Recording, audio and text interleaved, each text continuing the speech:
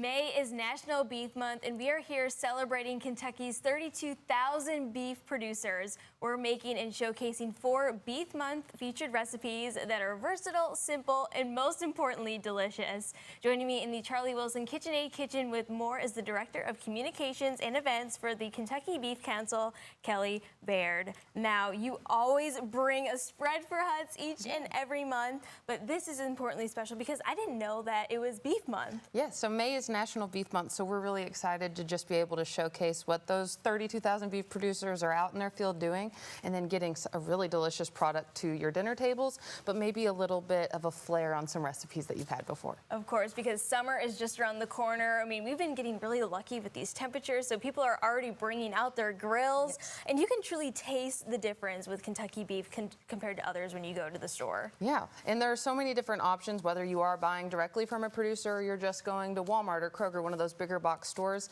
We're just trying to showcase you can do so many things with all of the different options that you have. And why is it so important to get beef from Kentucky farmers? I feel like one, it tastes better, but why are some other ways to support them? So they're just contributing back into our local communities. There are 128 counties in Kentucky, and you're going to find beef cattle and beef producers in all 120. So really the touch that we're doing, it's not only out in the fields, out in the farming communities, but that impact that's in your schools or in your communities, in your grocery stores, that they're truly putting back into not only sustainability efforts, but also their local communities' economical impact. And it just goes back on your plate. And so you've already kind of showcased a little bit of this, but what is this? So this is a beef bruschetta with a garlic feta whip. And it sounds really complex when you're saying it. It sounds so fancy. But it's really not that difficult to put together, and it is extremely delicious. And there are some ways that we can kind of cut and make it a little easier, or you can really elevate it completely. Yes. So I can just walk us through how to make it. Please. So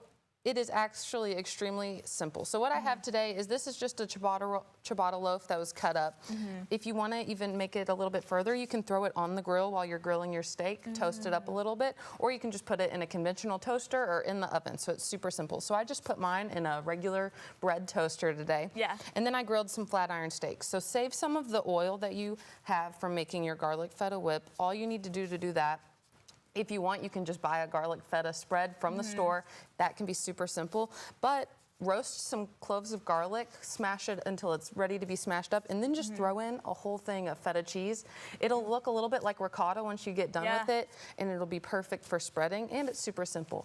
But save some of the oil that you have from roasting the garlic, spread that on your bread, and then we're gonna put some pieces of flat iron steak on these. And so why flat iron? Yeah, so flat iron is actually the second most tender cut of steak.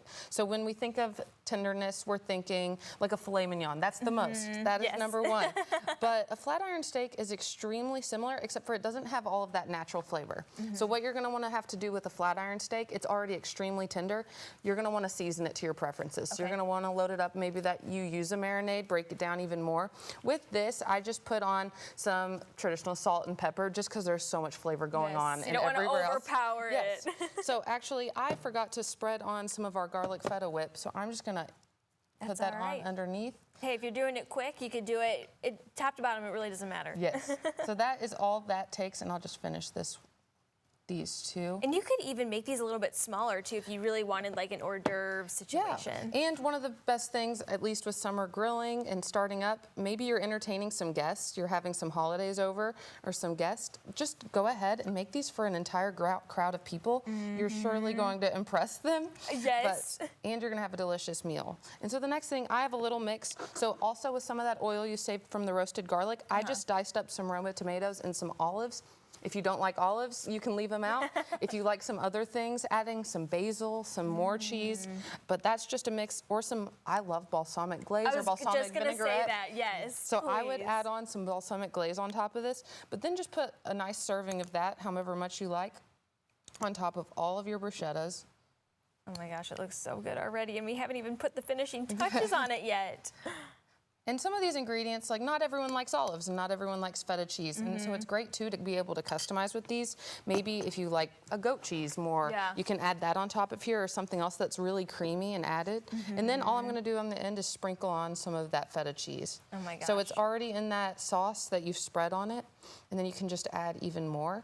but these to me are bright and airy and super Yes. simple. You're not hurting the bank because the flat iron steak, it comes in really large servings. So Okay. I bought, this is only about an eighth of the steak I bought Oh my on all of gosh. this. So when you're thinking about how far it can truly stretch, you can serve that for many people. Or even if you have a party where you're trying to entertain for a lot, this is very easy to maybe even remove the steak for some and then put even extra on others. So it's a great option. Yeah, people are always trying to save money here and there, and protein, of course, is the biggest cost to your grocery bill. But this is a great tip to know that there are plenty of cuts of beef, and this is a great option. Yeah, and even if you had leftover steak, maybe whatever you had the night before, this is super simple the next day to kind of transform it with maybe some ingredients. If you always have that jar of olives that never goes anywhere because you can never finish it, or maybe some extra tomatoes that are going ripe and you need to use, so this is truly perfect. Yes, and so we are not done yet because you have 3 more recipes that you're going to share with us. So coming up next, we're going to